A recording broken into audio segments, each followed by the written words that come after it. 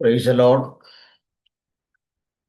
കർത്താവായ യേശു ക്രിസ്തുവിൻ്റെ നിസ്തുല്യ നാമം ഉയർത്തപ്പെടുമാറാകട്ടെ. അനുഗ്രഹീതമായിട്ടുള്ള നല്ല പ്രഭാതത്തിനായി കർത്താവിന് സ്തോത്രം ചെയ്യുന്നു. ഈ പ്രഭാതത്തിൽ കൂടി വന്നിരിക്കുന്ന എല്ലാ ദൈവമക്കൾക്കും,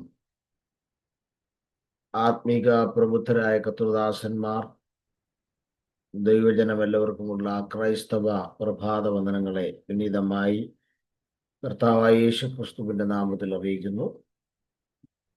കർത്താവ് നമ്മെല്ലാവരെയും ആയിരിക്കുന്ന സ്ഥലങ്ങളിൽ ഐശ്വര്യമായി അനുഗ്രഹിക്കട്ടെ എന്ന് പ്രാർത്ഥിക്കുന്നു. പ്രാർത്ഥനയോടെ നമുക്ക് തിരുവഴുത്തിലേക്ക് ശ്രദ്ധയെ തിരിക്കാം. വിലാപങ്ങളുടെ പുസ്തകം 4-ാം അധ്യായം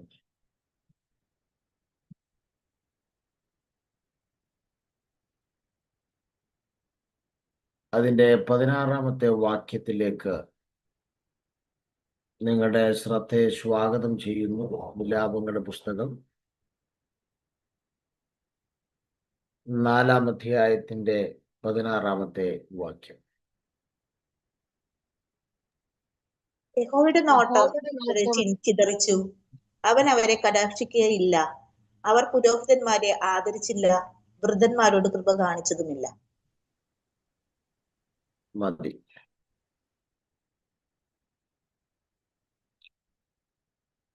പഴയ നിയമത്തിലെ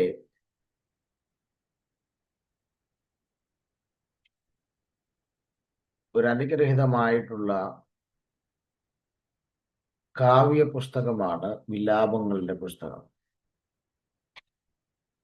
5 അധ്യായത്തിൽ 5 കാവ്യങ്ങളുണ്ട് എന്നാണ് വേദചിന്തകന്മാരുടെ അഭിപ്രായം.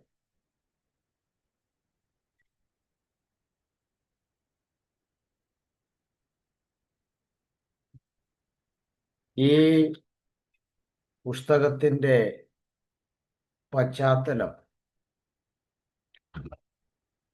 നാം മനസ്സിലാക്കുന്നതിന് മുൻപ്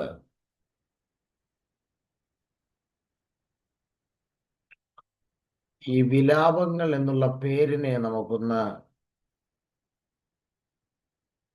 അവലോകനം ചെയ്തിട്ട് നമുക്ക് മുൻപോട്ട് പോകാം. മലയാളത്തിൽ ഈ പുസ്തകം തുടങ്ങുന്നത് അയ്യോ എന്ന ഒരു പദപ്രയോഗത്തിലാണ്. ഇതിൻ്റെ 1-ാം അധ്യായം 1-ാം വാക്യം ആരംഭിക്കുന്നത്. മലയാളത്തിൽ. എന്നാൽ ഇംഗ്ലീഷിൽ ഹൗ എന്ന് പറയുന്ന ഒരു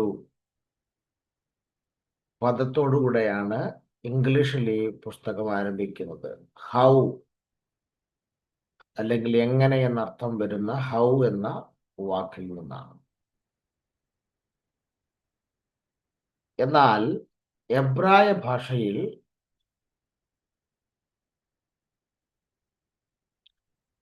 എഖ എന്ന ഒരു പദമാണ് ഇതിൻ്റെ ആരംഭത്തിന് ഉപയോഗിച്ചിരിക്കുന്നത്. എഖ, EKAH. അപ്പോൾ നിങ്ങൾ ഈ 3 പദങ്ങൾ ശ്രദ്ധിക്കുക. മലയാളത്തിൽ അയ്യോ, ഇംഗ്ലീഷിൽ ഹൗ എങ്ങനെ, എബ്രായ ഭാഷയിൽ എഖ. എഖ എന്ന വാക്കിൻ്റെ അർത്ഥം കഷ്ടം എന്നാണ്. അതിൻ്റെ അർത്ഥം EKAH, എഖ എന്ന എബ്രായ വാക്കിൻ്റെ അർത്ഥം കഷ്ടം എന്നാണ്. അങ്ങനെയാണെങ്കിൽ ഈ 3 വാക്കുകളെ നമ്മളൊന്ന് ചേർത്ത് പഠിച്ചാൽ അയ്യോ, എങ്ങനെ കഷ്ടം എന്നായിരുന്നു ഇതിൻ്റെ ആദ്യത്തെ പേര്. അന്ന് ഇതിൻ്റെ വിലാപങ്ങളുടെ പുസ്തകം എന്ന പേരുണ്ടായിരുന്നില്ല. ഈ പുസ്തകത്തിൻ്റെ ആദ്യത്തെ പേര് അയ്യോ എങ്ങനെ കഷ്ടം എന്നായിരുന്നു ഇതിൻ്റെ ശരിക്കുമുള്ള പേര്.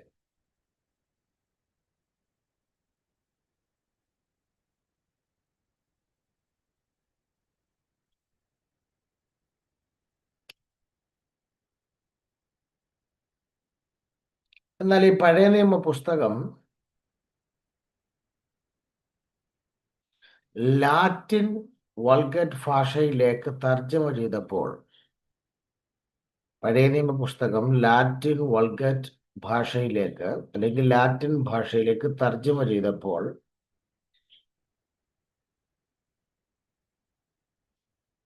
അവരിതിനെ ലമന്റേഷൻ, വിലാപങ്ങൾ എന്ന വാക്ക് ഉപയോഗിച്ചു. ലമന്റേഷൻസ് അല്ലെങ്കിൽ വിലാപങ്ങൾ എന്ന വാക്ക് ഉപയോഗിച്ചു. ലമന്റേഷൻസ് എന്ന വാക്കിന്റെ അർത്ഥം ലൗഡ് ക്രൈ എന്നാണ്, ഉറച്ച നിലവിളി എന്നാണ്. ലമന്റേഷൻ എന്ന വാക്കിന്റെ അർത്ഥം ലൗഡ് ക്രൈ, ഉറച്ച നിലവിളി എന്നാണ്. അപ്പോൾ ലാറ്റിൻ ഭാഷാന്തരത്തിൽ ഉറച്ച നിലവിളി എന്നർത്ഥമുള്ള ലമന്റേഷൻസ് എന്ന ഒരു പ്രയോഗം വന്നതുകൊണ്ടാണ് അന്ന് മുതൽ യഹൂദ റബിമാർ ഇതിനെ വിലാപങ്ങളുടെ പുസ്തകം എന്ന് വിളിക്കാൻ ആരംഭിച്ചു.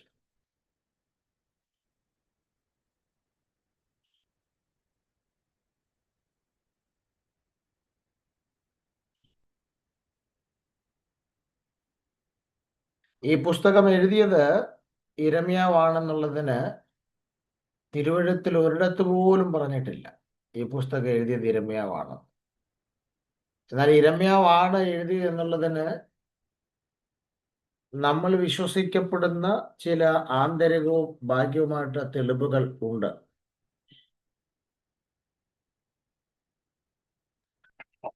പ്രത്യേകിച്ച് നിങ്ങൾ സെപ്റ്റുവജന്റ് തർജ്ജമ ശ്രദ്ധിച്ചാൽ, സെപ്റ്റുവജന്റ് തർജ്ജമ എന്ന് പറഞ്ഞാൽ പഴയ നിയമം ഗ്രീക്കിലേക്ക് തർജ്ജമ ചെയ്ത സെപ്റ്റുവജന്റ് തർജ്ജമകൾ പരിശോധിച്ചാൽ യിരെമ്യാവാണ് വിലാപങ്ങളുടെ പുസ്തകം എഴുതിയെന്ന് ഒരു കുറിപ്പ് അതിൻ്റെ കൂടെ എഴുതി ചേർത്തിട്ടുണ്ട്. ഒരു സംശയവും വരാതിരിക്കാൻ അവരൊരു കുറിപ്പ് എഴുതി ചേർത്തിട്ടുണ്ട്. കൂടാതെ ജെറോം എന്ന സഭാപിതാവ് വിലാപങ്ങളുടെ പുസ്തകം ലാറ്റിനിലേക്ക് തർജ്ജമ ചെയ്തപ്പോൾ അദ്ദേഹവും വിലാപങ്ങളുടെ പുസ്തകത്തിന്റെ കൂടെ എഴുതി ചേർത്തിട്ടുണ്ട് ഇത് യിരെമ്യാവാണ് എഴുതിയെന്ന്. പിന്നെ നമ്മൾ ശ്രദ്ധിച്ചാൽ യിരെമ്യാ പ്രവചനത്തിന്റെ ഭാഷാശൈലിയുടെ രീതിയും വിലാപങ്ങളുടെ ഭാഷാശൈലിയുടെ രീതിയും തമ്മിൽ വളരെ സാമ്യമുള്ളത് കൊണ്ടാണ് ഇത് യിരെമ്യാവാണ് എഴുതിയതെന്നുള്ളതിന് ശക്തമേറിയ തെളിവുകൾ വരുന്നത്.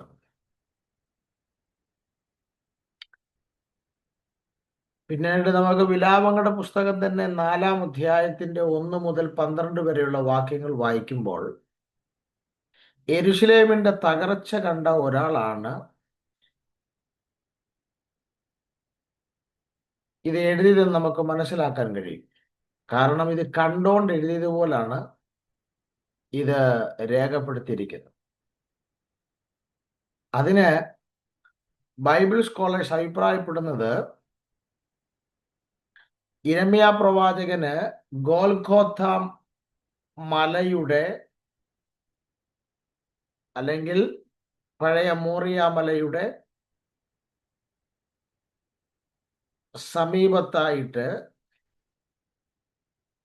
ഒരു ഗുഹയുണ്ടായിരുന്നു അദ്ദേഹത്തിന് സ്വന്തമായിട്ട്. ഗോൽഗോഥ മലയുടെ അല്ലെങ്കിൽ പഴയ മോറിയ മലയുടെ സമീപത്ത് അദ്ദേഹത്തിന് സ്വന്തമായിട്ടൊരു ഗുഹയുണ്ടായിരുന്നു. ആ ഗുഹയ്ക്ക് ജെറമിയാസ് ഗ്രോട്ടോ എന്നായിരുന്നു പേര്.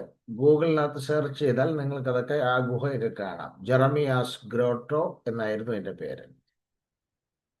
അത് യിരെമ്യാവിന്റെ ഗുഹ എന്നാണ് അതിനെ അറിയപ്പെടുന്നത്. ആ ഗുഹയ്ക്കകത്ത് ഇരുന്നു കൊണ്ട് വെളിയിൽ റോഡിൽ നടക്കുന്ന യെരുശലേമിന്റെ തകർച്ചയും ആലയത്തിന്റെ തകർച്ചയുമൊക്കെ നേരിട്ട് കണ്ടുകൊണ്ട് അദ്ദേഹം എഴുതിയ പുസ്തകമാണിത് എന്നുള്ളതാണ് യഹൂദ പാരമ്പര്യ വിശ്വാസങ്ങൾ മുൻപോട്ട് വെക്കുന്ന തെളിവ്. സ്തോത്രം.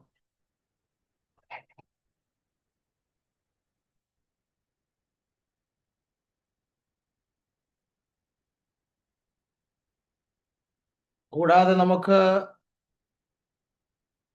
യിരെമ്യാവിന്റെ പുസ്തകത്തിൽ നിന്ന് മറ്റൊരു തെളിവ് കൂടെ ശക്തമായി വേണമെങ്കിൽ ചിന്തിക്കാം. യിരെമ്യാവിന്റെ പുസ്തകം 9-ാം അധ്യായത്തിന്റെ 1-ാം വാക്യത്തിൽ അദ്ദേഹം പറയുന്നുണ്ട്,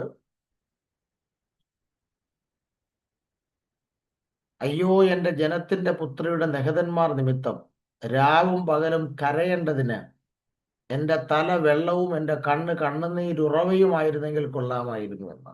അപ്പോൾ എൻ്റെ കണ്ണുനീർ ഉറവും എൻ്റെ തല വെള്ളവുമായിരുന്നെങ്കിൽ കൊള്ളാമായിരുന്നു. ഈ വാക്യത്തിനകത്തുനിന്ന് മനസ്സിലാക്കാം യിരെമ്യാവിനെ വിലപിക്കുന്ന പ്രവാചകൻ എന്നാണ് വിശേഷിപ്പിക്കുന്നത്. ഇനി യിരെമ്യാവിനെ കുറിച്ച് നമ്മൾ പഠിച്ചാൽ അദ്ദേഹത്തിന് ഈ ഒരു വിലാപങ്ങളുടെ പുസ്തകമല്ല, വേറെയും വിലാപങ്ങളുടെ പുസ്തകങ്ങൾ അദ്ദേഹം എഴുതിയിട്ടുണ്ട്. 2 ദിനവൃത്താന്ത പുസ്തകം 35-ാം അധ്യായത്തിന്റെ 25-ാം വാക്യത്തിൽ അത് കാണാം. യിരെമ്യാവ് വീണ്ടും വിലപിച്ചിട്ടുണ്ടെന്നും വിലാപങ്ങളുടെ പുസ്തകം എഴുതിയിട്ടുണ്ടെന്നും നമുക്ക് അതിനകത്തു നിന്നൊക്കെ മനസ്സിലാക്കാം. അപ്പൊ ഇദ്ദേഹമാണ് വിലാപങ്ങളുടെ പുസ്തകം എഴുതിയെന്നുള്ളതിനുള്ള ചില തെളിവുകളാണ് നമുക്ക് മനസ്സിലാക്കാൻ കഴിയുന്നത്. ഈ പുസ്തകത്തിന്റെ പശ്ചാത്തലം എല്ലാവർക്കും അറിയാം. സ്തോത്രം. നെബൂഖദ്നേസർ രാജാവ് വന്ന് 3 പ്രാവശ്യമായിട്ട് യെരുശലേമിനെ നിരോധിക്കുകയും യെരുശലേമിൽ നിന്ന് ജനത്തെ പിടിച്ചുകൊണ്ടു പോവുകയും ചെയ്യുന്ന ഒരു സാഹചര്യം ഉണ്ടായി. അതിൽ ആദ്യത്തെ പ്രാവശ്യം നെബൂഖദ്നേസർ വരുന്നത് BC 605-ൽ യഹോയാക്കീം രാജാവ് യഹൂദ ഭരിക്കുമ്പോഴാണ് അദ്ദേഹം വരുന്നത്. ആ പ്രാവശ്യം അദ്ദേഹം യുദ്ധമൊന്നും വലുതായിട്ട് ചെയ്തില്ല. യെരുശലേമിൽ നിന്ന് കുറച്ച് ആളുകളെ നിരോധിച്ച് പിടിച്ചുകൊണ്ടുപോയി. അതിൽ പ്രധാനിയായിരുന്നു ദാനിയേലും ശദ്രക്കും മേശക്കും അബേദ്നെഗോയും ഒക്കെ. രണ്ടാമത്തെ പ്രാവശ്യം BC 597-ൽ യഹോയാക്കീം രാജാവ് യഹൂദ ഭരിക്കുമ്പോൾ അദ്ദേഹം വന്ന് വീണ്ടും യെരുശലേമിനെ നിരോധിക്കുകയും കുറച്ചാളുകളെ പ്രവാസത്തിലേക്ക് അടിമകളായി കൊണ്ടുപോയി. അതിൽ പ്രധാനിയായിരുന്നു പുരോഹിതനായ യെഹെസ്കേൽ. സ്തോത്രം. എന്നാൽ ആദ്യത്തെ 2 പ്രാവശ്യത്തെ പോലല്ല 3-ാം പ്രാവശ്യം അദ്ദേഹം വന്നത്. അദ്ദേഹം കടുത്ത കോപത്തോടെ യെരുശലേമിന് നേരെ വന്ന് BC 586-ൽ സിദക്കിയ രാജാവ് യഹൂദ ഭരിക്കുമ്പോൾ അദ്ദേഹം വന്ന് അത് വലിയൊരു യുദ്ധം യെരുശലേമിനുണ്ടായി. യുദ്ധമുണ്ടായെന്ന് പറഞ്ഞാൽ അദ്ദേഹം 4 മാസത്തോളം യെരുശലേമിനെ നിരോധിച്ചു. അദ്ദേഹം BC 586-ലാണ് വന്നതെങ്കിലും BC 588 മുതൽ BC 588 ജനുവരി മാസം 15-ാം തീയതി മുതൽ BC 586 ജൂലൈ 18 വരെ നെബൂഖദ്നേസർ രാജാവ് യെരുശലേമിനെ നിരോധിച്ചു. പുറത്തുനിന്ന് ആർക്കും അകത്തോട്ടോ അകത്തുനിന്ന് ആർക്കും പുറത്തോട്ടോ വരാൻ കഴിയാത്ത രീതിയിൽ പട്ടണത്തെ നിരോധിച്ചു. ഒരു നേരത്തെ ഭക്ഷണത്തിന് വരെ യെരുശലേം നിവാസികൾ ബുദ്ധിമുട്ടിയ ഒരു വല്ലാത്ത സമയം. സ്തോത്രം. കടുത്ത യുദ്ധമാണ് യെരുശലേമിലുണ്ടായി. ചോരപ്പുഴ ഒഴുകി ദേവാലയം അവർ തീയിട്ട് നശിപ്പിച്ചു. ചുരുക്കം പറഞ്ഞാൽ സ്തോത്രം, നഗരത്തിനും ആലയത്തിനും കടുത്ത നാശനഷ്ടങ്ങൾ ഉണ്ടാക്കുകയും ആലയത്തിലെ വിലയേറിയ പാത്രങ്ങളൊക്കെ പിടിച്ചുകൊണ്ടു പോകുന്ന ഒരു സാഹചര്യം അവിടെ ഉണ്ടായി. സ്തോത്രം. അപ്പോൾ 3 പ്രാവശ്യമായി യെരുശലേമിലേക്ക് വന്ന് അതിനെ നിരോധിച്ച് നെബൂഖദ്നേസർ കൊണ്ടുപോയെങ്കിലും വിലാപങ്ങളുടെ പുസ്തകത്തിന്റെ പശ്ചാത്തലം BC 586-ലെ വരവാണ്.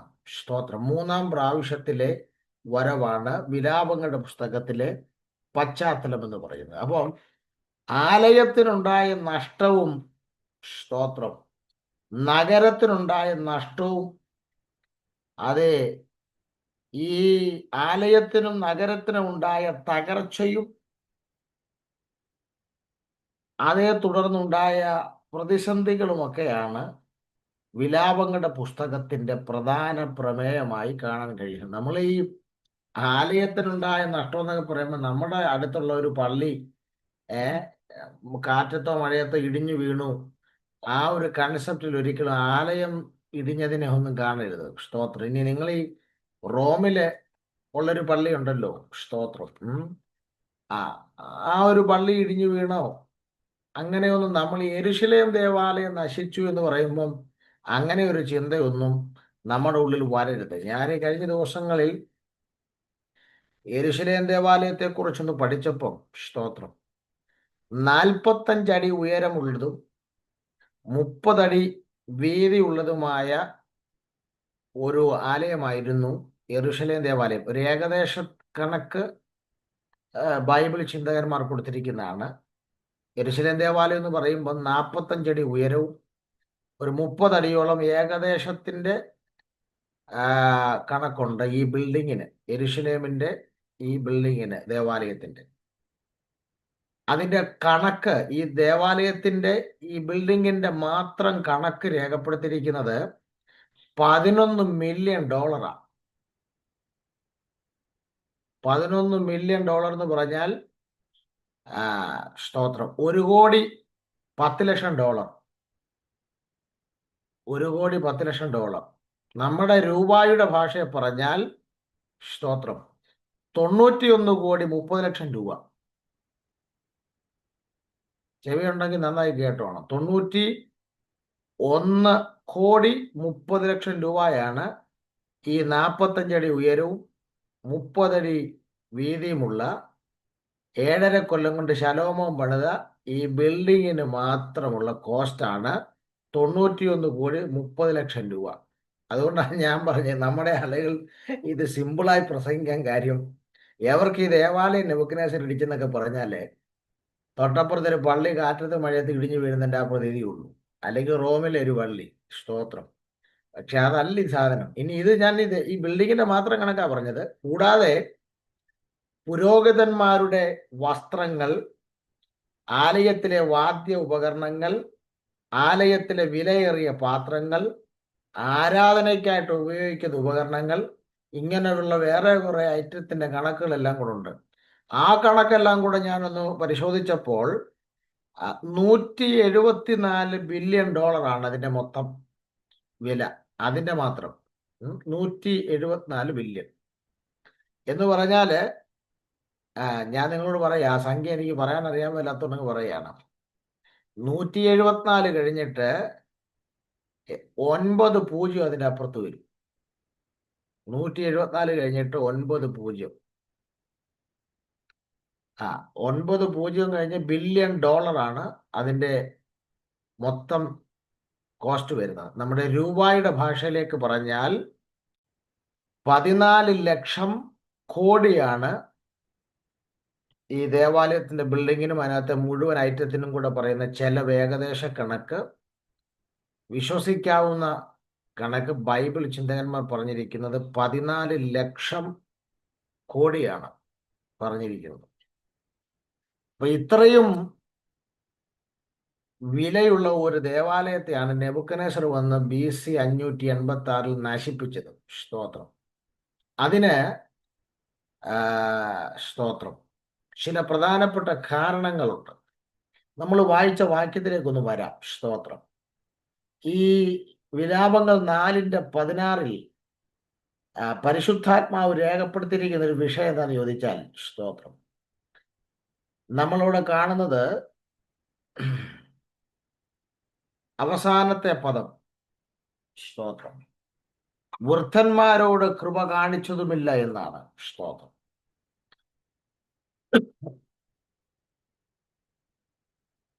ഈ ഇസ്രായേൽ മക്കളോട് ദൈവം കൃപ കാണിക്കാതെ പോയപ്പോൾ സംഭവിച്ച ചില വിഷയങ്ങളാണ് നമ്മളൊന്ന് ചിന്തിക്കാൻ പോകുന്നത്. സ്തോത്രം. 16-ാം വാക്യം പറയുന്നത്, യഹോവയുടെ നോട്ടം അവരെ ചിതറിച്ചു കളഞ്ഞു, അവൻ അവരെ കടാക്ഷിച്ചില്ല, അവർ പുരോഹിതന്മാരെ ആദരിച്ചില്ല, വൃദ്ധന്മാരോട് കൃപ കാണിച്ചില്ല. അപ്പൊ ദൈവം അവരെ കടാക്ഷിച്ചില്ല. ദൈവം കടാക്ഷിക്കാത്തതിന്റെ കാരണങ്ങൾ അവിടെ പറയുന്നുണ്ട്. സ്തോത്രം. അപ്പോൾ ദൈവം അവരോട് കൃപ കാണിച്ചില്ല. സ്തോത്രം. ദൈവം അവരോ കടാക്ഷിക്കാതിരുന്നപ്പോൾ, ദൈവം അവരോട് കൃപ കാണിക്കാതിരുന്നപ്പോൾ അവർക്ക് സംഭവിച്ച ചില വിഷയങ്ങൾ നമുക്കൊറ്റ നോട്ടത്തിലൊന്ന് ശ്രദ്ധിച്ചിട്ട് മടങ്ങി വരാം. പ്രധാനമായും ഇവരെ ഈ പ്രവാസത്തിലേക്ക് അയച്ചതിനൊരു കാരണം ഉണ്ടായിരുന്നു. അവരുടെ പാവങ്ങളായിരുന്നു. എന്തൊക്കെയായിരുന്നു അവരുടെ കാരണമെന്ന് ചോദിച്ചാൽ, ഒരു 5-6 കൂട്ടം പാവങ്ങൾ പരിശുദ്ധാത്മാവ് എഴുതിയിട്ടുണ്ട്. സ്തോത്രം. ഒന്നാമത്തെ കാരണം നമുക്ക് മനസ്സിലാക്കാൻ കഴിയുന്നത് അവരുടെ വിഗ്രഹാരാധനയാണ്. ഇവരെ പ്രവാസത്തിലേക്ക് ദൈവം വിടാനുള്ള ഒന്നാമത്തെ കാരണം. ഞാൻ റെഫറൻസ് പറഞ്ഞു വിടാം, നിങ്ങൾ വീട്ടിൽ ഇരുന്ന് വായിച്ചാൽ മതി. യിരെമ്യാവിന്റെ പുസ്തകം 22-ാം അധ്യായം 8-9 വാക്യങ്ങൾ, യിരെമ്യാവിന്റെ പുസ്തകം 1-ാം അധ്യായം 16-ാം വാക്യം. ഈ 2 ഭാഗങ്ങളിൽ അവർ എൻ്റെ നിയമത്തെ ഉപേക്ഷിച്ചു എന്നും അവർ അന്യദേവന്മാരെ നമസ്കരിച്ചു എന്നും രേഖപ്പെടുന്നുണ്ട്. യിരെമ്യാവ് 22-ന്റെ 8-9 വാക്യത്തിലും 1-ാം അധ്യായത്തിന്റെ 16-ാം വാക്യത്തിലും. അപ്പോൾ വിഗ്രഹാരാധനയായിരുന്നു ഇവരെ പ്രവാസത്തിലേക്ക് ദൈവം അയച്ചതിന്റെ ഒന്നാമത്തെ കാരണം. സ്തോത്രം. അല്ലെങ്കിൽ യെരുശലേമിനും ദേവാലയത്തിനും ദൈവം നാശം വരുത്താനും ഇവരെ പ്രവാസത്തിലേക്ക് വിടാനുമുള്ള കാരണങ്ങളിൽ ഒന്നാമത്തേത് വിഗ്രഹാരാധനയാണ്. ഇനി രണ്ടാമത്തെ കാര്യം സാമൂഹിക അനീതിയാണ്. സാമൂഹിക അനീതി. യിരെമ്യാവിന്റെ പുസ്തകം 22-ാം അധ്യായത്തിന്റെ 13-14 വാക്യങ്ങൾ, യിരെമ്യാവ് 22-ന്റെ 13-14 വാക്യങ്ങളിൽ അവിടെ ഇവരുടെ സാമൂഹിക അനീതിയെക്കുറിച്ച് പറയുന്നുണ്ട്. നീതികേട് കൊണ്ട് അരമനയും അന്യായം കൊണ്ട് മാളികയും പണിത് കൂട്ടുകാരനെ കൊണ്ട് വേല ചെയ്യിച്ച് കൂലി കൊടുക്കാതിരിക്കുകയും, ഞാൻ വിസ്താരമുള്ള അരമനയും വിശാലമായ മാളികയും പണിയുമെന്ന് പറഞ്ഞ് കിളിവാതിലുകളെ വീതിയിൽ തീർക്കുകയും ദേവദാരു കൊണ്ട് തട്ടിടുകയും ചായല്യം കൊണ്ട് ചായമിടുകയും ചെയ്യുന്നവൻ അയ്യോ കഷ്ടം. തുടങ്ങുന്നത് തന്നെ നീതികേട് കൊണ്ടെന്ന് പറഞ്ഞു. അവരുടെ നീതികേട് എന്താ അവരോട് ചെയ്തെന്ന് അവിടെ എഴുതിയിട്ടുണ്ട്. സ്തോത്രം. അപ്പോൾ ഇവരുടെ രണ്ടാമത്തെ പാപം സാമൂഹിക അനീതിയാണ്, അസാൻമാർഗിക പ്രവൃത്തിയാണ്. മൂന്നാമത്തെ ഇവരുടെ പാപം, സ്തോത്രം, അതിക്രമ ബാഹുല്യമാണ്. വിലാപങ്ങളുടെ പുസ്തകം 1-ാം അധ്യായത്തിന്റെ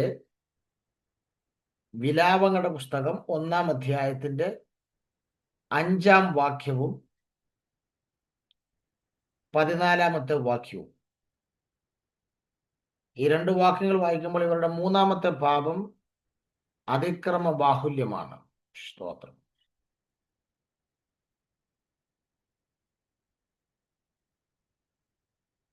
നാലാമത്തെ പാപം 1-ാം അധ്യായത്തിന്റെ 8-ാം വാക്യത്തിൽ എഴുതിയിട്ടുണ്ട്. യെരുശലേമിന്റെ കഠിന പാപമെന്ന്. സ്തോത്രം. 5-ാമത്തെ പാപം ഇവരുടെ മത്സരമായിരുന്നു. ദൈവത്തിനെതിരെയുള്ള മത്സരം അല്ലെങ്കിൽ കഠിന മത്സരം. വിലാപങ്ങൾ 1-ന്റെ 18, 1-ന്റെ 20.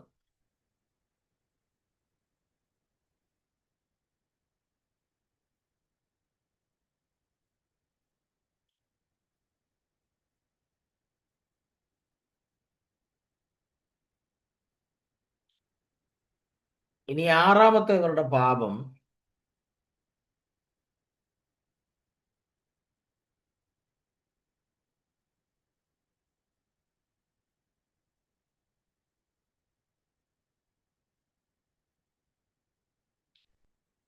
ഇവർ ശബത്ത് ലംഘിച്ചു എന്നുള്ളതാണ്. 6-ാമത്തെ പാപം ശബത്ത് ലംഘിച്ചു.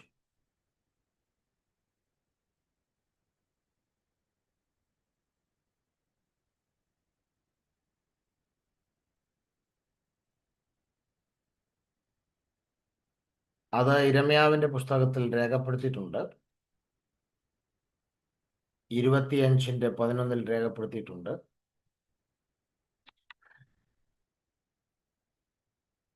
അല്ലെങ്കിൽ 2 ദിനവൃത്താന്തം 36:21 രേഖപ്പെടുത്തിയിട്ടുണ്ട്. 7-ാമത്തെ പാപം ഇസ്രായേലിന്റെ അകൃത്യമായിരുന്നു. വിലാപങ്ങൾ 4:6.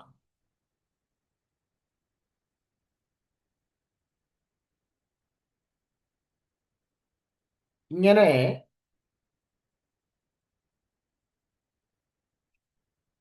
വിലാപങ്ങൾ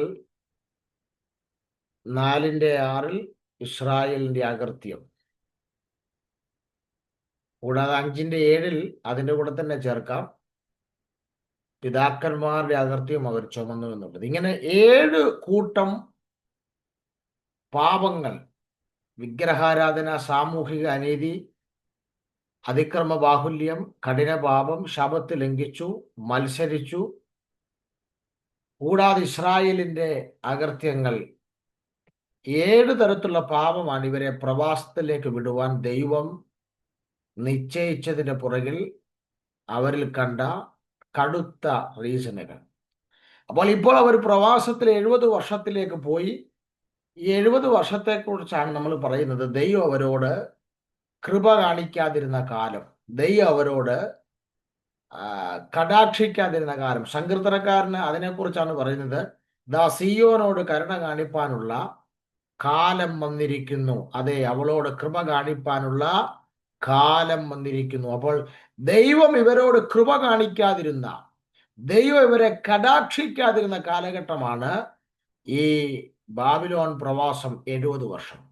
അപ്പോൾ വിലാപങ്ങളുടെ പുസ്തകം 4-ാം അധ്യായത്തിന്റെ 16-ാം വാക്യം അനുസരിച്ച് ദൈവം ഇവരെ കടാക്ഷിക്കാതെയും ദൈവം ഇവരോട് കൃപ കാണിക്കാതെയും ഇരുന്നപ്പോൾ ഇവർക്ക് സംഭവിച്ച ഒരു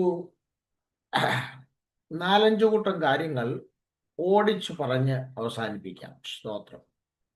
ഒന്നാമത്തെ കാര്യം 4-ാം അധ്യായത്തിന്റെ 1-ാമത്തെ വാക്യത്തിലാണ് രേഖപ്പെടുത്തിയിരിക്കുന്നത്. അയ്യോ, പൊന്ന് മങ്ങിപ്പോയി, നിർമ്മല തങ്കം മാറിപ്പോയി, വിശുദ്ധ രത്നങ്ങൾ സകല വീഥികളുടെയും തലയ്ക്കൽ ചൊരിഞ്ഞു കിടക്കുന്നു. സ്തോത്രം. അപ്പോൾ ദൈവം ഇവരോട് കൃപ കാണിക്കാതിരുന്നപ്പോൾ സംഭവിച്ച ഒന്നാമത്തെ കാര്യം, ഇസ്രായേൽ മക്കൾ മങ്ങിപ്പോയി. ഇസ്രായേൽ മക്കൾക്ക് എന്ത് സംഭവിച്ചു? മങ്ങൽ സംഭവിച്ചു. സ്തോത്രം. ഇവിടെ മങ്ങിപ്പോകുക എന്ന പ്രയോഗം കൊണ്ട് ഉദ്ദേശിച്ചത് അവരുടെ ശോഭ നഷ്ടപ്പെട്ടു പോയി, അവരുടെ പ്രതാപം അവർക്ക് നഷ്ടപ്പെട്ടു പോയി എന്നൊക്കെയാണ് മങ്ങിപ്പോയി എന്നതുകൊണ്ടുള്ള അർത്ഥം. സ്തോത്രം. ഇവരെ കുറിച്ച് പറയുകയാണെങ്കിൽ ഇവർ നല്ല പൊന്നായിരുന്നു. 24 ക്യാരറ്റ് ഉള്ള ഒരു സ്വർണം പോലെ നല്ല പൊന്നായിരുന്നു. സ്തോത്രം. നിർമ്മല തങ്കമായിരുന്നതാണ്, വിശുദ്ധ രത്നമായിരുന്നതാണ്. പക്ഷെ ഇപ്പോൾ മങ്ങിപ്പോയി. ആ പൊന്നിന്റെ ശോഭ നഷ്ടപ്പെട്ടു പോയി, അതിന്റെ പ്രതാപം നഷ്ടപ്പെട്ടു പോയി. സ്തോത്രം. ഒരു കാര്യം വളരെ വ്യക്തമാണ്. ദൈവം നിനക്ക് തന്ന ശുശ്രൂഷയ്ക്കകത്തും ദൈവം നിനക്ക് തന്നിരിക്കുന്ന എല്ലാ മിനിസ്ട്രിക്കകത്തും നിന്റെ ആത്മീയതയ്ക്കകത്തുമൊക്കെ ദൈവം നമ്മോട് കൃപ കാണിച്ചാൽ മാത്രമേ നമുക്ക് ശോഭിക്കാൻ കഴിയൂ. ദൈവം നമ്മോട് കൃപ കാണിച്ചാൽ മാത്രമേ നമുക്ക് പ്രതാപത്തിൽ നിൽക്കാൻ കഴിയൂ. എന്നാൽ നമ്മുടെ ചുറ്റും വിശ്വാസ കണ്ണാൽ നിങ്ങൾ തല ഉയർത്തി നോക്കിയാൽ അവരുടെ ശുശ്രൂഷയും അവരുടെ മിനിസ്ട്രിയും ആത്മീയതയും ഒക്കെ മങ്ങിപ്പോയ ഒത്തിരി ആളുകളെ നമ്മുടെ ചുറ്റും കാണാം. സ്തോത്രം. അതിന്റെ കാരണം എന്താണെന്ന് ചോദിച്ചാൽ ദൈവത്തിന്റെ ഫേവർ, ദൈവത്തിന്റെ കൃപ അവരെ കടാക്ഷിക്കാതെ വിട്ടുമാറിയിരിക്കുകയാണ്. നിങ്ങൾക്ക് ഒരു പ്രാവശ്യം ദൈവം എന്തെങ്കിലും ഒരു ഗിഫ്റ്റ് തന്നെന്ന് കരുതി അതും കൊണ്ട് ഓടാമെന്ന് നിങ്ങൾ വിചാരിക്കണ്ട. അത് ശോഭിച്ചു നിൽക്കണമെങ്കിൽ, അതതിൻ്റെ പ്രതാപത്തിലും അതതിൻ്റെ മാറ്റിലും നിൽക്കണമെങ്കിൽ ദൈവത്തിൻ്റെ കൃപ അതിനെ തൊട്ടേ മതിയാവും. ദൈവത്തിൻ്റെ ഫേവർ അതിൻ്റെ മേൽ വീശിയേ മതിയാവൂ. ഇതാ, ഇന്നലകളിൽ ലോക രാജ്യങ്ങളെ മുഴുവൻ അതിശയത്തോടെ അസൂയയോടെ നോക്കിപ്പിച്ച യെരൂശലേം, ഇസ്രായേൽ എന്ന ആ നിർമ്മല തങ്കം, ആ പൊന്ന്, ആ വിശുദ്ധ രത്നങ്ങൾ ഇപ്പോൾ ഇതാ ദൈവത്തിന്റെ കൃപയുടെ കടാക്ഷമില്ലാതെ മങ്ങിക്കിടക്കുന്ന കാഴ്ചയാണ് നമുക്ക് കാണാൻ കഴിയുന്നത്. സ്തോത്രം. ഇത് പാട്ടുകാരൻ പറയുന്നുണ്ട്, ഇന്നലെ മിന്നിയ ഉന്നത ശ്രേഷ്ഠന്മാർ അന്യരായി ഇന്ന് മഞ്ഞിൽ പോയി. മങ്ങൽ അത് സംഭവിച്ചു. ഇന്നലെ മിന്നിയതാ, പക്ഷേ ഇപ്പോൾ മങ്ങൽ സംഭവിച്ചു. 2025 ഒത്തിരി പേര് മങ്ങും എന്നുള്ളതിൽ യാതൊരു സംശയവും ഇല്ല. അത് ഒരു ഫാനിന്റെ സ്വിച്ച് ഓഫ് ആക്കിയാലും അത് കുറച്ചുകൂടെ കറങ്ങുന്ന പോലെ ചിലതിൻ്റെയൊക്കെ സ്വിച്ച് തയ്യോ ഓഫ് ആക്കിയിട്ടുണ്ട്. അതൊരല്പം കൂടെ കറങ്ങി നിൽക്കും.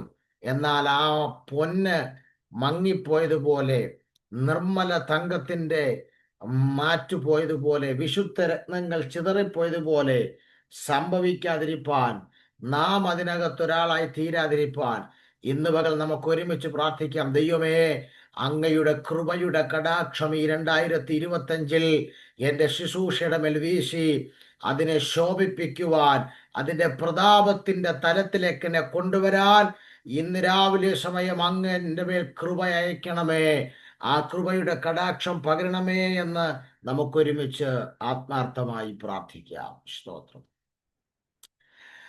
രണ്ടാമത്തെ കാര്യം, ഇവരുടെ മേൽ ദൈവത്തിന്റെ കൃപയുടെ കടാക്ഷം മാറിപ്പോയപ്പോൾ സംഭവിച്ച രണ്ടാമത്തെ കാര്യം, 4-ാം അധ്യായത്തിന്റെ 1-ാം വാക്യത്തിൽ ഒരു പ്രത്യേക പദമുണ്ട്. ആ പദം ഇങ്ങനെയാണ്: നിർമ്മല തങ്കം മാറിപ്പോയി. അപ്പോൾ ഒന്നാമത് മങ്ങിപ്പോകുകയായിരുന്നെങ്കിൽ രണ്ടാമത്തേത് മാറിപ്പോയി എന്നുള്ളതാണ്. സ്തോത്രം. നമ്മൾ ചിലരെ കുറിച്ചൊക്കെ പറയത്തില്ലേ ഒരു പ്രയോഗം, അയാൾ പണ്ടത്തേത് പോലൊന്നും അല്ല, ആളാകെ എന്ത് ചെയ്തു, മാറിപ്പോയെന്ന. സ്തോത്രം. സ്തോത്രം. ആളാകെ മാറിപ്പോയി. സ്തോത്രം.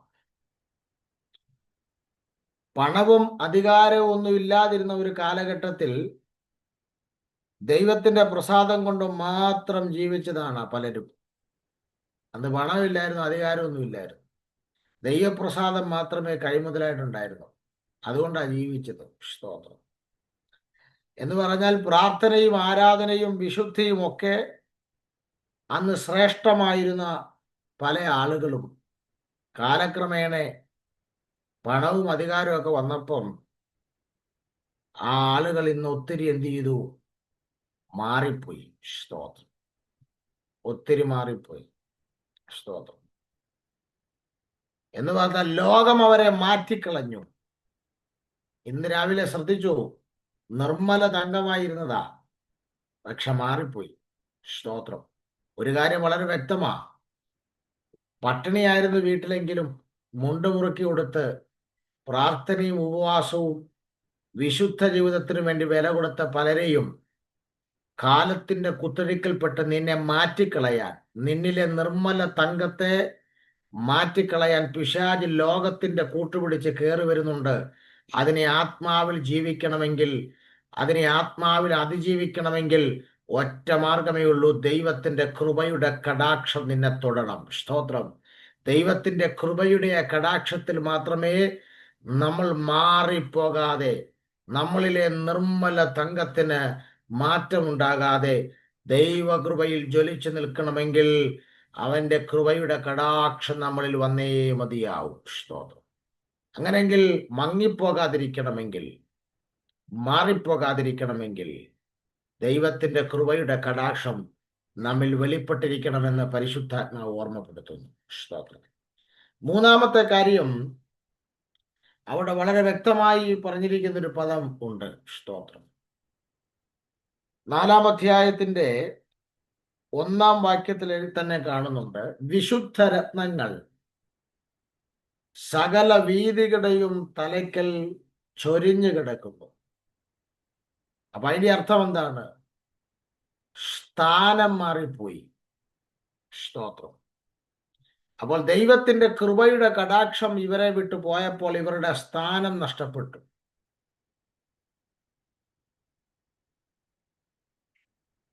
ഇവർക്ക് മങ്ങലുണ്ടായി, മാറിപ്പോയി, ഇപ്പോൾ സ്ഥാനവും നഷ്ടപ്പെട്ടു. വിശുദ്ധ രത്നങ്ങളായിരുന്നു. പക്ഷേ ഇപ്പോൾ വീതികളിലെല്ലാം തലയ്ക്കൽ ചൊരിഞ്ഞു കിടക്കുക, സ്ഥാനം നഷ്ടപ്പെട്ടു പോയി. അതൊരു പ്രവാചകന്റെ ഭാഷ്യമാണ്. വീതികളിൽ വിശുദ്ധ രത്നങ്ങൾ തലയ്ക്കൽ ചൊരിഞ്ഞു കിടക്കുന്നുവെന്ന്. ഇതിന്റെ അർത്ഥം എന്താ? വിശുദ്ധ രത്നങ്ങൾ എന്ന് പറഞ്ഞാൽ ഏറ്റവും സുരക്ഷിതമായ സ്ഥലത്ത് സൂക്ഷിക്കപ്പെടേണ്ടതാണ്. എന്ത്? വിശുദ്ധ രത്നങ്ങൾ. സ്തോത്രം. ആരും തൊടാത്ത, ആരും കാണാത്ത സ്ഥലത്ത്, എല്ലാവർക്കും കാണാൻ കഴിയാത്ത സ്ഥലത്ത്, ആർക്കും തൊടാൻ കഴിയാത്ത സ്ഥലത്ത് സുരക്ഷിതമായിരിക്കേണ്ടതാണ് വിശുദ്ധ രത്നങ്ങൾ. പക്ഷെ ആ വിശുദ്ധ രത്നങ്ങൾ ഇന്ന് അനാവൃതമായി സകല വീതികളുടെയും സ്തോത്രം തലയ്ക്കൽ ചൊരിഞ്ഞു കിടക്കുകയാണ്. സ്തോത്രം എന്ന് പറഞ്ഞാൽ, നീ വിലയുള്ളവനാണെങ്കിൽ നിനക്കൊരു സ്ഥാനം ദൈവം തന്നിട്ടുണ്ട്. അപ്പോൾ ആ സ്ഥാനം നഷ്ടപ്പെട്ടു. ഇപ്പോൾ വീതികളിൽ ഇങ്ങനെ ചൊരിഞ്ഞു കിടക്കുക. ചിലരോടൊക്കെ ദൈവാത്മാവ് പറയുന്നു, നീ വിലയുള്ളവനായി തന്നെ മുന്നോട്ട് പോകണമെങ്കിൽ എല്ലാവർക്കും തൊടാൻ കഴിയാത്ത, എല്ലാവർക്കും കാണാൻ കഴിയാത്ത സുരക്ഷിത തലങ്ങളിൽ നീ ഒരു വിശുദ്ധ രത്നം പോലെ വിലയുള്ളവനായി മുന്നോട്ട് പോകണമെങ്കിൽ ദൈവത്തിന്റെ കൃപയുടെ കടാക്ഷം നിന്റെ മേൽ വരണം. സ്തോത്രം. ആ കൃപ നിന്റെ മേൽ ഇല്ലെങ്കിൽ, ആ കടാക്ഷം നിന്റെ മേലില്ലെങ്കിൽ ഒരു വിലയും ഇല്ലാതെ നീ വീതികളിൽ ചൊരിയപ്പെട്ട വിശുദ്ധ രത്നങ്ങൾ പോലെ ചിതറിപ്പോകുമെന്ന് ആത്മാവ് പറയുന്നു. ഇതാ, ലോകരാജ്യങ്ങളുടെ മുന്നിൽ വിലയേറിയ ഒരു വിശുദ്ധ രത്നം, ആർക്കും തൊടാൻ കഴിയാത്ത ആ വിശുദ്ധ രത്നത്തെ നെബൂഖദ്നേസർ തൊട്ടു. പലർക്കും കാണാൻ കഴിയാതെ സുരക്ഷിതമായി സൂക്ഷിക്കപ്പെടേണ്ട വിശുദ്ധ രത്നത്തെ ഒരു ജാതീയ രാജാവ് തൊട്ട് അശുദ്ധമാക്കുന്നു. ഒരു കാര്യം വളരെ വ്യക്തമാണ്, സ്ഥാനം നഷ്ടപ്പെടുകയാണ്. എന്താ ഇതിന്റെ കാരണം? ദൈവത്തിന്റെ കൃപയുടെ കടാക്ഷം മാറിപ്പോയി. സ്തോത്രം. നാലാമത്തെ കാര്യത്തിലേക്ക് വരാം. സ്തോത്രം. നാലാമത്തെ കാര്യം, ഒന്നാമത്തെ കാര്യം എന്തായിരുന്നു? മങ്ങിപ്പോയി. 2, മാറിപ്പോയി. 3, സ്ഥാനം പോയി. നാലാമത്തെ കാര്യം, 4-ാം അധ്യായത്തിന്റെ 2-ാം വാക്യത്തിൽ, സ്തോത്രം, തങ്കത്തോട് തുല്യരായിരുന്ന സിയോൻ വിശിഷ്ടപുത്രന്മാരെ കുശവന്റെ പണിയായ മൺപാത്രങ്ങളെ പോലെ എണ്ണിയിരിക്കുന്നത് എങ്ങനെ? അയ്യോ, സ്തോത്രം. 4-ാമത്തെ കാര്യത്തിന് ഒറ്റ വാക്കി പറയാം, മൂല്യം നഷ്ടപ്പെട്ടു പോയി. പണ്ടൊരു ദേവദാസൻ കഴിഞ്ഞിടെ എന്നോട് പറഞ്ഞതാ, സ്തോത്രം, പേര് ഞാൻ പറയുന്നില്ല. അദ്ദേഹം അസാധാരണ കൺവെൻഷൻ പ്രാസംഗികനാ. പുള്ളിയുടെ പ്രസംഗം ബസ്സിൽ പോകുന്നവർ നിർത്തിയിട്ട് കേട്ട് രക്ഷിക്കപ്പെട്ടിട്ടുണ്ടെന്നാ പറയുന്നത്. അദ്ദേഹം എന്നോട് പറഞ്ഞു, പാസ്റ്ററേ, നിങ്ങൾ ചെറുപ്പമാണ്, മാക്സിമം ശോഭിക്കാവുന്ന കാലമാണ്, നന്നായി ശോഭിച്ചോണം, കുറച്ചുകൂടെ കഴിയുമ്പോൾ ഈ മൂല്യം കാണണമെന്നില്ലെന്ന്. സ്തോത്രം. പുള്ളിയുടെ അനുഭവത്തിൽ നിന്നാണ് പുള്ളി പറഞ്ഞത്. അതിന്റെ പറഞ്ഞതിന്റെ ഒരു റീസൺ, ഒരു വാക്യം കൊണ്ട് പ്രസംഗിക്കാൻ എഴുന്നേറ്റാൽ 7 ദിവസം പ്രസംഗിച്ചിട്ട് പോലും തീരുകയില്ലായിരുന്നു അദ്ദേഹം പറഞ്ഞു. ഇപ്പം 10 മിനിറ്റ് എഴുന്നേറ്റ് ഇത് പ്രസംഗിക്കുമ്പോൾ ദൂരെ തീർന്നു പോകാന്നായിരുന്നു. മൂല്യം നഷ്ടപ്പെട്ടു. ഇപ്പൊ അദ്ദേഹത്തിന് വേദിയും അധികമില്ല. എന്നാൽ ആ പഴയ പേരിലും ഇപ്പൊ ഓടുന്നുണ്ട്. പക്ഷെ ആ പഴയ കാലത്തെ പോലുള്ള വേദികളും കാണുന്നില്ല. എന്തുപറ്റി? മൂല്യം നഷ്ടപ്പെട്ടു. പണ്ട് തങ്കത്തോട് തുല്യരായിരുന്നു, ഇപ്പോൾ മൺപാത്രങ്ങളെ പോലെയാണ് കാണുന്നത്. കർത്താവിന്റെ കൃപ നിന്റെ മേൽ വീശുന്ന സമയത്ത്, ദൈവത്തിന്റെ കൃപയുടെ കടാക്ഷമുള്ളപ്പോൾ നീ മൂല്യമുള്ളവനായി നിൽക്കും. എപ്പോൾ ആ കൃപ, ആ ഫേവർ നിന്നെ വിട്ടു മാറുന്നു, അപ്പോൾ മുതൽ നിന്റെ മൂല്യം നഷ്ടപ്പെടും. നീ മൺപാത്രം പോലെയായി തീരാൻ തുടങ്ങും. സ്തോത്രം. സ്തോത്രം. എന്താ ഇവിടെ തങ്കത്തിന്റെ മൂല്യം? എന്താ നിങ്ങൾക്ക് വിലമതിക്കാൻ പറ്റുമോ തങ്കത്തിന്റെ മൂല്യം? എന്നാൽ മൺപാത്രങ്ങളുടെ മൂല്യമോ ഇത്രയേ ഉള്ളൂ. സ്തോത്രം. ആ ലെവലിൽ ഇവരുടെ മൂല്യം നഷ്ടപ്പെട്ടു പോയി. ശോഭിക്കുന്ന പാസ്റ്റർമാരും പ്രവാചകന്മാരും ഒക്കെ ഓർത്തോണം, നാളെ നിന്റെ മൂല്യം ഇതുപോലെ നിൽക്കണമെങ്കിൽ ആ കൃപയുടെ കടാക്ഷത്തിന് ഒരു കുറവും സംഭവിക്കാതെ അവന്റെ ഫേവർ നിന്റെ തലയ്ക്ക് മീതെ നിൽക്കാൻ വേണ്ടി പ്രാർത്ഥിച്ചോണം. സ്തോത്രം. എങ്കിലേ നിന്റെ ഇപ്പോഴത്തെ മൂല്യവും നാളെയും നിൽക്കൂ എന്ന് പരിശുദ്ധാത്മാവ് ഓർമ്മപ്പെടുത്തുന്നു. സ്തോത്രം. ഒരു കാര്യം കൂടെ പറഞ്ഞ് ഞാൻ അവസാനിപ്പിക്കാം. 5-ാമത്തെ കാര്യം, സ്തോത്രം, 4-ാം അധ്യായത്തിന്റെ 8-ാം വാക്യത്തിലേക്ക് നമ്മൾ വരുമ്പോൾ, അവരുടെ മുഖം കരിക്കട്ടയേക്കാൾ കറുത്തിരിക്കുന്നു, വീഥികളിൽ അവരെ കണ്ടിട്ട് ആരും അറിയുന്നില്ല. അവരുടെ ത്വക്ക് അസ്ഥിയോട് പറ്റി ഉണങ്ങി മരം പോലെ ആയി തീർന്നിരിക്കുന്നു. ദൈവം ചിലരെയൊക്കെ പ്രവാസത്തിൽ ഏൽപ്പിച്ചാൽ ഇതൊക്കെ സംഭവിക്കും. സ്തോത്രം. 5-ാമത്തെ കാര്യം, തിരിച്ചറിയാൻ കഴിയാത്തതുപോലെ ആയിപ്പോയി. കണ്ടോ എന്താ സംഭവിച്ചത്? മുഖം കരിക്കട്ടയേക്കാൾ കറുത്തു, വീഥികളിൽ അവരെ കണ്ടിട്ട് ആരും അറിയുന്നില്ല, തിരിച്ചറിയാൻ പറ്റാത്തവരായിപ്പോയി. അവരുടെ ത്വക്ക് അസ്ഥിയോട് പറ്റിപ്പോയി, ഉണങ്ങി മരം പോലെ ആയിപ്പോയി. സ്തോത്രം. പ്രവാചകൻ പറയുന്നു, വീഥികളിൽ ആരും അവരെ തിരിച്ചറിയുന്നില്ല. ദൈവത്തിന്റെ കൃപയുടെ കടാക്ഷം നിന്റെ മേൽ നിൽക്കുമ്പോൾ നിനക്ക് പവർ വിഷനകത്തും ഹാർവെസ്റ്റിലും ഫ്ലെക്സിലും എല്ലാം നിന്നെ എല്ലാവരും അറിയും. പക്ഷേ ആ ഫേവർ നഷ്ടപ്പെട്ടു പോയാൽ, കൃപ നഷ്ടപ്പെട്ടു പോയാൽ, കൂട്ടിയിടിച്ചപ്പോൾ നിന്നെ കണ്ട ആർക്കും മനസ്സിലാകത്തില്ല. കാരണം തിരിച്ചറിയാൻ കഴിയാത്ത ലെവലിൽ മാറ്റപ്പെട്ടു പോയി. സ്തോത്രം. ദൈവത്തിന്റെ പ്രസാദം നമ്മുടെ മേലുണ്ടെങ്കിൽ നമ്മെ എല്ലാവർക്കും തിരിച്ചറിയാൻ കഴിയും. ആ പ്രസാദം നഷ്ടപ്പെട്ടു പോയാൽ തിരിച്ചറിയാൻ കഴിയാത്ത ലെവലിൽ നാം അധപ്പതിക്കപ്പെടും. സ്തോത്രം. പണ്ടത്തെ കാലം നോക്കിയാൽ ഇതാ തനിച്ചു പാർക്കുന്ന ജനമെന്ന ലോകത്തിലെ മുഴുവൻ ജനതയുടെ നടുവിലും നമ്മൾ വിശുദ്ധരായൊരു കൂട്ടമാണെന്നൊരു തിരിച്ചറിവ് ലോകത്തിനുണ്ടായിരുന്നു. പെന്തക്കോസ് എന്ന് പറഞ്ഞാൽ ഒരു പ്രത്യേക ഐഡന്റിറ്റി ഉള്ള ജനമാണെന്ന് ഒരു തിരിച്ചറിവുണ്ടായിരുന്നു. പക്ഷെ ഇന്ന് അത് ഇല്ലാതെ പോയിരിക്കുകയാണ്. ഇന്ന് ഏതാ പെന്തക്കോസ് എന്ന് ആർക്കും പറയാൻ കഴിയാത്ത ലെവലിൽ ലോകവുമായി ഇടപഴകി പോകുന്ന ഒരു ജനക്കൂട്ടത്തെയാണ് കാണാൻ കഴിയുന്നത്. സ്തോത്രം. ഒരു കാര്യം വളരെ വ്യക്തമാണ്, ദൈവത്തിന്റെ കൃപയിൽ നീ നിലനിന്നാൽ, സ്തോത്രം, പാതാളത്തിലെ പിശാചുക്കൾക്ക് വരെ മനസ്സിലാകും നീ ആരാണെന്ന്. സ്തോത്രം. പണ്ട് സ്കേവായുടെ പുത്രന്മാരോട് ഭൂതം പറഞ്ഞത് ഞാൻ ഓർക്കുന്നു. പൗലോസിനെ അറിയാം, യേശുവിനെ അറിയാം, നിങ്ങൾ ആരാണ്. സാത്താന് വരെ മനസ്സിലാകും നീ ആരാണെന്ന്. ദൈവത്തിന്റെ കൃപ നിന്റെ മേൽ കിടപ്പുണ്ടെങ്കിൽ ഏത് പിശാചുക്കൾക്കും അറിയാം നീ റവറൻറ്റും ഡോക്ടറും പ്രൊഫറ്റും എന്നൊന്നും പേരിന്റെ മുന്നിൽ ചേർക്കേണ്ട ആവശ്യമൊന്നുമില്ല. നിന്നിൽ കൃപയുണ്ടെങ്കിൽ നീ ഒരിടത്ത് ചെന്നാൽ അവിടുത്തെ ദുർഭൂതങ്ങൾക്ക് വരെ മനസ്സിലാകും നീ ആരാണെന്ന്. സ്തോത്രം. എന്നാൽ ആ കൃപയുടെ കടാക്ഷം നിന്നെ വിട്ടു മാറിയാൽ തിരിച്ചറിയാൻ കഴിയാത്ത ലെവലിലേക്ക് അധപ്പതിക്കപ്പെടും. അതുകൊണ്ട് ഇന്ന് പ്രഭാതത്തിൽ ഈ സന്ദേശം കേൾക്കുമ്പോൾ നമുക്ക് പ്രാർത്ഥിക്കാം, ദൈവമേ, മങ്ങിപ്പോകാതിരിപ്പാൻ, മാറിപ്പോകാതിരിപ്പാൻ, സ്ഥാനം നഷ്ടപ്പെട്ടു പോകാതിരിപ്പാൻ, മൂല്യം നഷ്ടപ്പെട്ടു പോകാതിരിക്കാൻ, തിരിച്ചറിയാത്തവരെ പോലെ ആയിപ്പോകാതിരിപ്പാൻ എനിക്ക് തലമുറയിൽ ആവശ്യം ദൈവത്തിന്റെ കൃപയുടെ കടാക്ഷമാണ്. ദൈവത്തിന്റെ ഫേവറാണ് എനിക്ക് ആവശ്യം. അതെന്റെ മേൽ നിന്ന് വിട്ടുപോകരുതേ എന്ന് നമുക്ക് പ്രാർത്ഥിക്കാം.